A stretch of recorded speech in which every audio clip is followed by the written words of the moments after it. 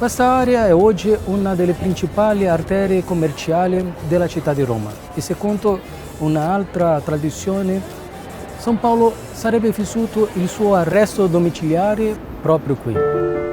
This is what he says in the Acts of the Apostles. When he entered Rome, Paul was allowed to live by himself with the soldier who was guarding him. Qui si trovava un portico del I secolo d.C. che fiancheggiava la via Flaminia, una delle strade più importanti della Roma imperiale.